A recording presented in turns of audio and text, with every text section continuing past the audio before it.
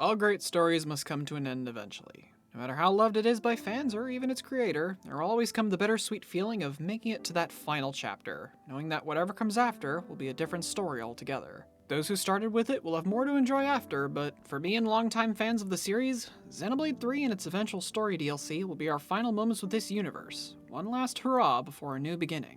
And in many ways, Xenoblade 3 is the best game in the series. It's graphically the best, certainly, with some absolutely gorgeous environments and very well choreographed cutscenes. The music is as incredible as it's always been. Its gameplay is just as good as 2's, albeit for different reasons, and its writing and main characters are pretty good as well.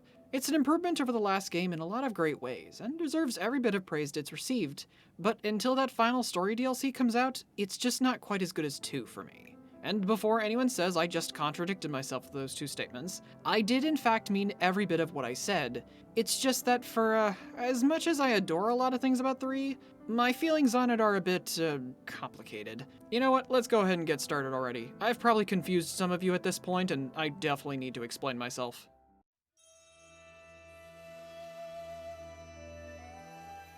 Xenoblade Chronicles 3 takes place on Aionios, a world where the kingdoms of Kevis and Agnes do nothing but wage endless war in an effort to fill their colonies' flame clocks, devices that power their respective Faranas using the life force of other living creatures and the other kingdoms' fallen soldiers. The people of Aionios are born from a pod, brought into the world as a child soldier, and are given a slim 10 years to live, indicated by a mark all soldiers have somewhere on their bodies.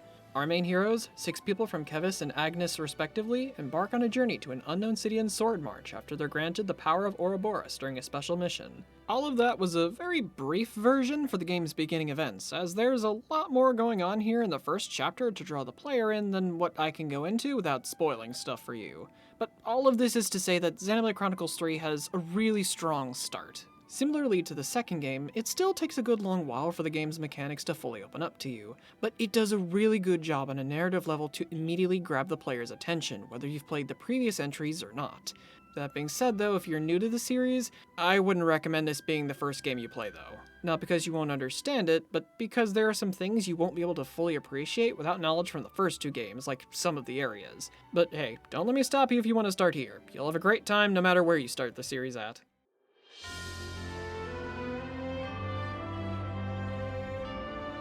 Anyone who's played any version of Xenoblade 1 and its sequel will agree with me when I say that the series' 3rd entry is easily the best looking one to date. The environments are as gorgeous as ever, but the overall character models got a big upgrade.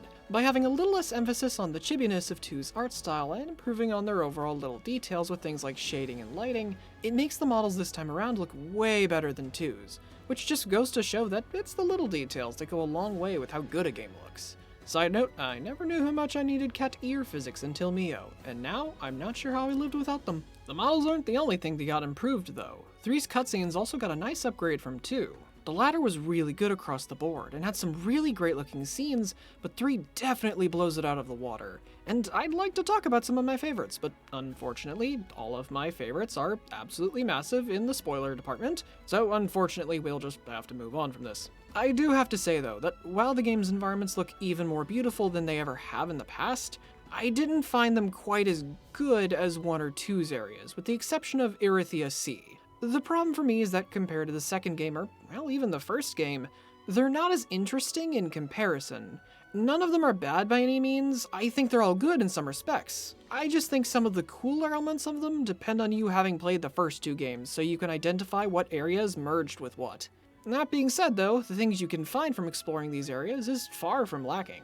One style of collectibles returns, but with some nice improvements, with them spawning where they naturally would be, and even showing you what category of item it's going to be before you even pick it up, which is awesome since these small changes honestly fix 1's entire collectible system for me. Treasure chests also return this time around, but as containers instead, and usually will have either materials for crafting gems with, more on that later, as well as sellable only items or accessories and Nopon coins. You'll also be able to find the husks of fallen soldiers across your travels as well, which you can have Noah and Mio, the party's resident offseers, play off to get some extra affinity for that soldier's colony. Yeah, 1's affinity system returns, and this time it's been fused with 2's shop contracts, so that for every rank of affinity you get with a colony, you'll get a small little bonus called a party skill. These are usually things like decreased enemy detection range and faster run speed, so yeah, little things that won't do much but are pretty nice to have.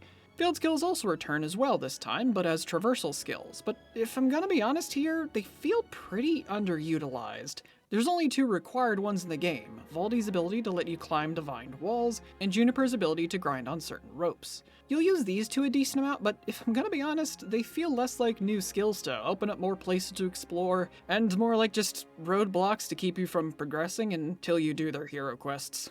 Like, the only other one I got was Teach's ability that lets you climb sandy slopes, but that's only really useful for that specific spot in Melnath's shoulder, and the entirety of Danag Desert, which is only one area. And I never even found the last one, whatever it does. I do enjoy how they changed these compared to 2's version of them, but I don't think they took this idea quite far enough for my liking. For Xenoblade 4, or the DLC, I really do hope they expand on this a little bit more. On the subject of changes though, the game helps to do away with most of the normal fetch quests thanks to the Collectopedia card system.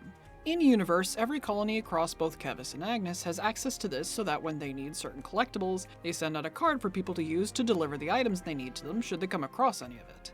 What this means in gameplay is that there are vastly fewer amounts of quests that need you to get a certain amount of items for, so most of them have been shoved into here. And if you need a little extra affinity for that colony or experience, you can even complete any card you want as many times as you need to. Honestly, the quests as a whole are probably the best they've ever been for the series here. I didn't exactly do all of them, but the ones I did do all had pretty interesting stories attached to them, and the game's many hero quests are easily the best ones in the game. The first optional hero quest I did was Zeon's, and it was so good it felt like it could actually be a natural part of the story. Like, I was genuinely really impressed by how high the quality of the story and writing was for just this one quest. If you're going to do any amount of side content in this game, the hero quests should be your number one on your priority list. On the subject of the hero quests though, I think it's time we get into one of the best parts of any Xenoblade game. It's combat, and like pretty much every game in the series, they've gone for something pretty different this time around.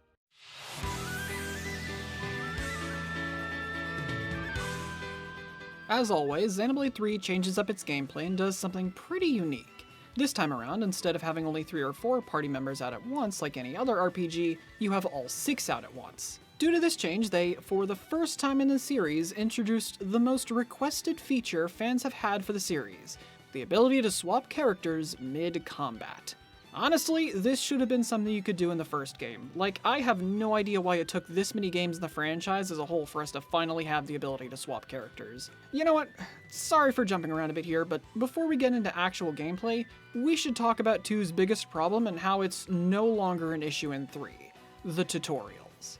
This time around, the tutorials are much better at making sure the player knows how to actually play the game, and making sure that in the game's tips menu it has information on every single aspect of gameplay.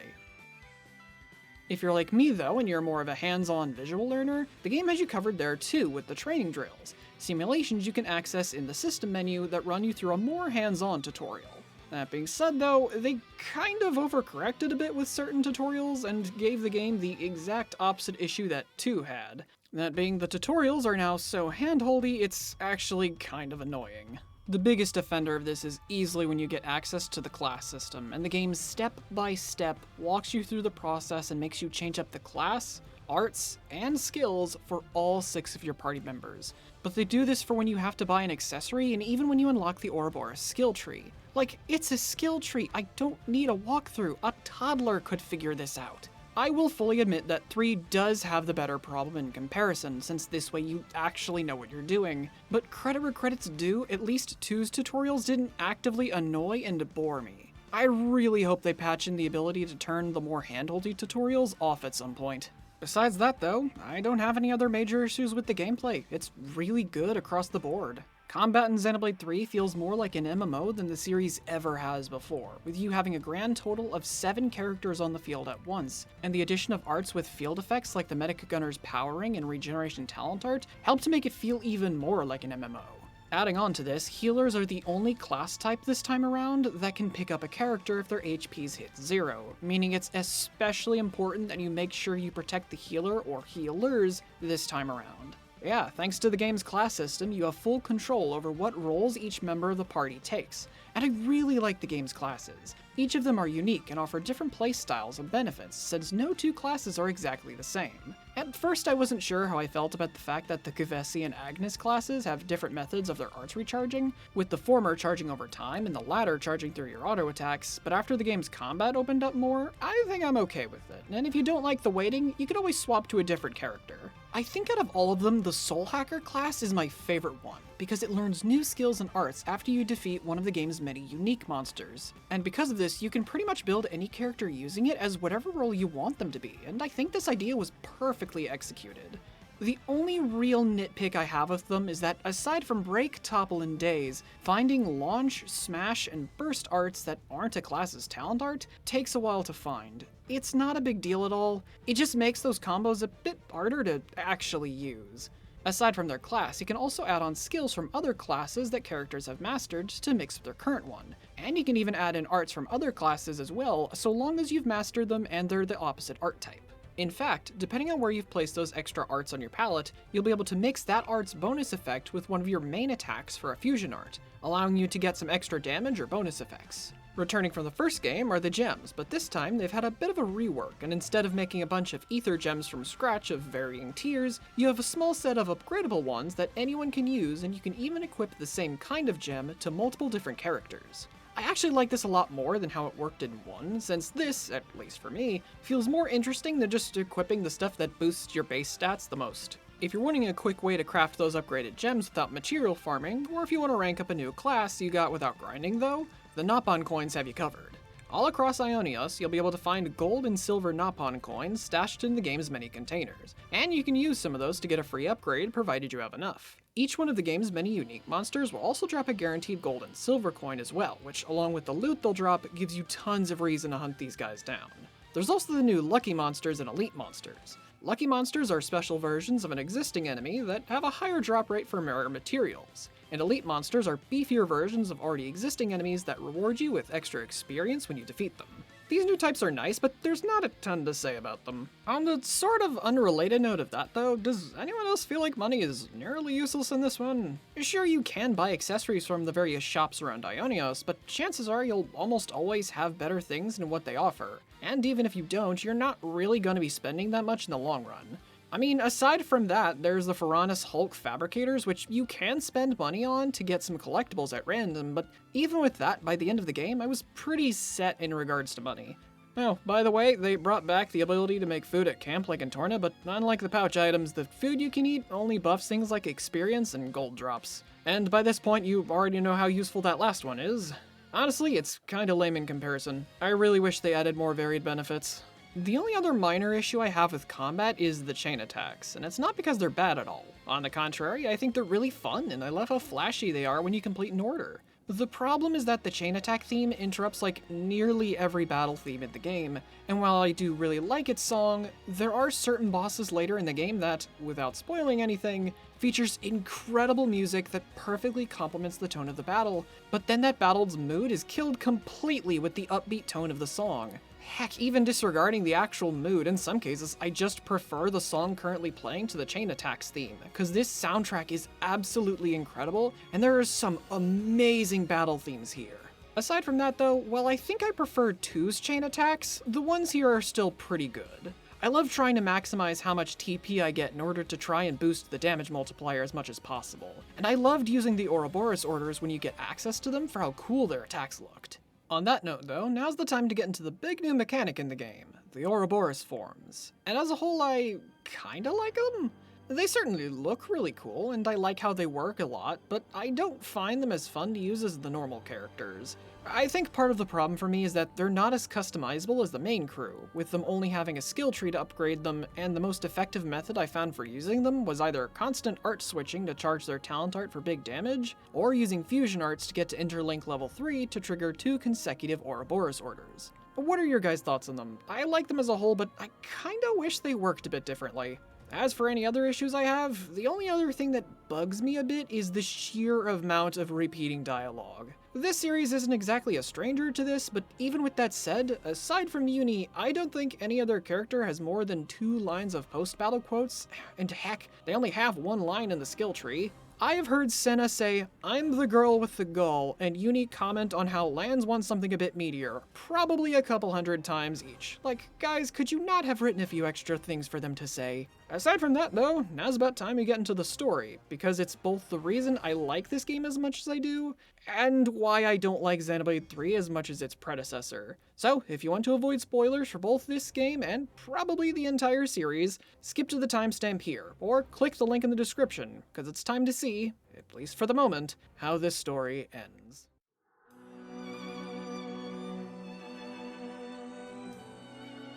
So no matter how many issues I have with certain things about the story here, there is a lot I do love about this game's story, like its main cast for example. I don't like them quite as much as 2's cast, but I think these guys are all good in their own right. Lands and Senna are a wonderful pair of brain cell sharing friends that, despite my teasing, have some great moments, especially in Chapter 5 when Lands has that talk with Senna about confidence in the prison, and when they, without even a second thought, decide they're perfectly ready to sacrifice themselves so they can kill N and let their friends get away. And I'm frankly very happy they failed because I love these guys too much to see them go out that way.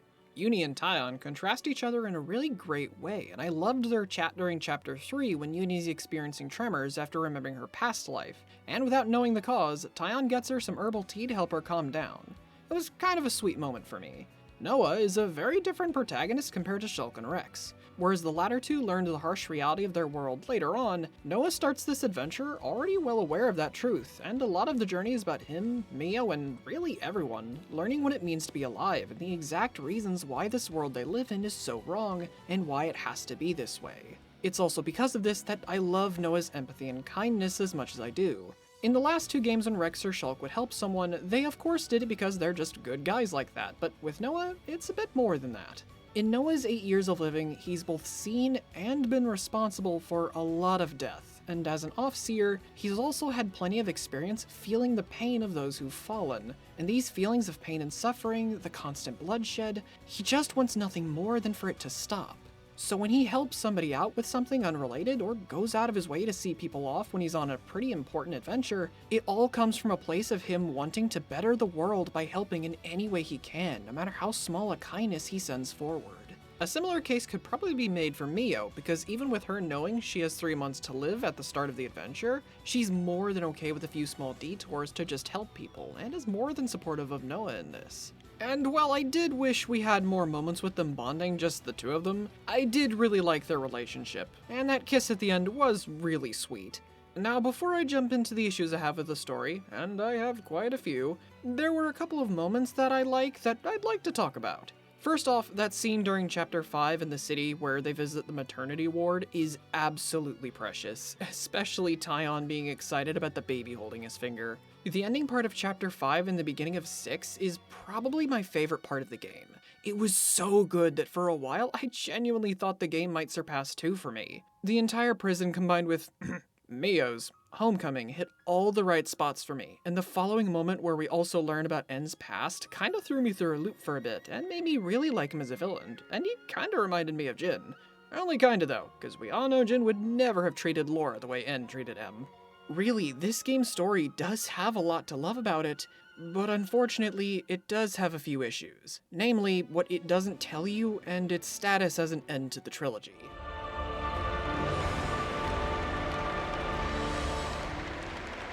Before we start talking about the main issues here, I want to address a certain part of the game's ending. Partly because it sorta connects back to my main points, and because it, much to my surprise, actually sort of addresses something I said I'd like to see in my video on 2.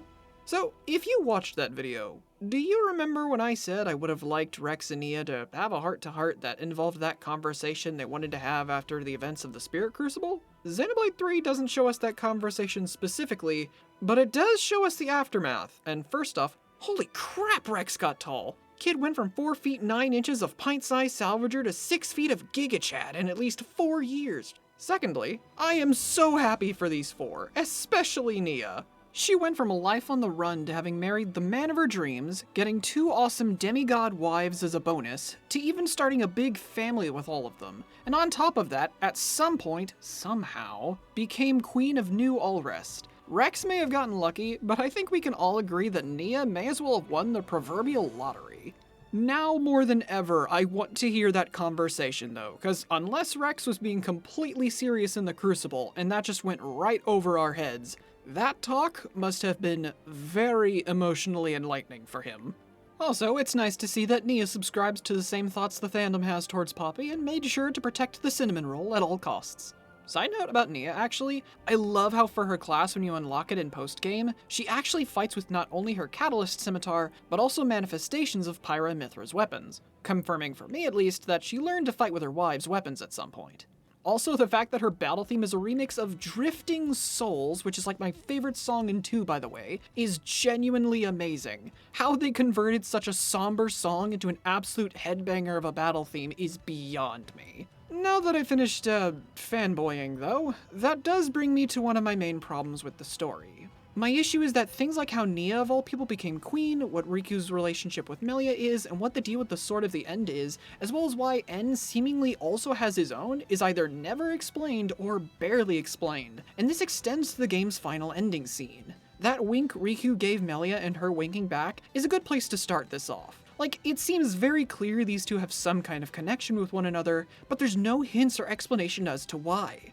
And unless I missed a detail, I'm a little confused why 2 Lucky 7s seemingly exist at all. And on the note of the sword itself, aside from the destruction of the flame clocks, the Sword of the End doesn't serve nearly as important of a role as its name would suggest. Like, seriously, it's called the Sword of the End, and somehow, while it's not by any means the least relevant plot point in the game, it's not as relevant as I feel it should have been.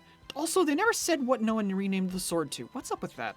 You know what, actually, let's go back to Nia real quick, because I have 2 issues here. First off, how did she become queen after the events of 2? Like, the writing here is so good that her being queen does feel natural, and Nia's moments of breaking her queenly persona are pretty charming, but Nia is not the first person I would think of to take on the mantle of a queen. The second issue is more of a nitpick than anything, but does anyone else feel like it's weird that no one in the party points out how similar Nia looks to Mio? I know that procreation is still a new concept to these guys, and they probably wouldn't know the first thing about how genetics work, but you would think somebody would at least mention it, because it's pretty visually obvious they're related. And while I do have my own theories, how can blades seemingly have children now when this concept was never touched on at all during 2? There are multiple characters that seem as though they're half-blade, but it's never addressed at any point. I should note that no one except Nia, more than likely Poppy, and possibly Zed would have the answer to that question, but even still, as a fan of 2, these are some pretty big questions to raise to the audience and then never have answered at all. All of this in the game's ambiguous final scene with time starting up again and Noah fading after hearing Mio's flute make it seem like monolithsoft is saving answers to a lot of these questions for the epilogue DLC campaign they're making. Cause there's no chance it's a prequel at this point. It wouldn't add much to the lore, and while I would have bought that regardless, I don't like withholding answers like this. Then there's the villains, and while I think there's an argument that they're good on a symbolic level, on a practical level, they're just not. As a character, Zed just doesn't do anything for me. As an entity, he's certainly very interesting, what with him being a living concept, but they don't do much with him beyond that. He's the living embodiment of the fear and desires of those aboard Origin, and that's kinda it with him. Frankly, the explanation they give on how he came into being in the first place feels a little half-baked to me. Like, okay, so he's composed of fear and desire, but how did that give him a physical form? If it was something to do also with Origin itself beyond that, they never say anything about it. Honestly, his existence feels like half an explanation. Like there's an entire other part to the story we're just not hearing. And on that note, was anyone else not satisfied with the explanation on the Ouroboros powers? Like, Nia just says that the stones used were gimmicks and the power was inside them all along, but if that's the case, why can there only be 6 Ouroboros at one time? And how do they even work in the first place? Like, if this were any other game in the series, I feel like we would have gotten more of an explanation here than what we did. Honestly, I think what might be the best way to describe Xenoblade 3's issues is that in the game's attempts to be newcomer-friendly, it became too self-contained for its own good, having way less connections to the first 2 games than it probably should have for any of this to feel like a satisfying conclusion to the trilogy. For a game that was supposedly the final chapter of the saga, it didn't completely feel like it to me, with it leaving so many loose threads and holes in the story. Once the full DLC is out late next year, I plan on making a follow-up video fully reviewing the new DLC game and discussing the waves of new content the game is getting. And I'm 100% certain that once this game's version of Future Connected is out, I'll be singing a different tune, but until then, Xenoblade Chronicles 3 has yet to fully surpass 2 for me. I just wish it didn't need a DLC to surpass it in the first place.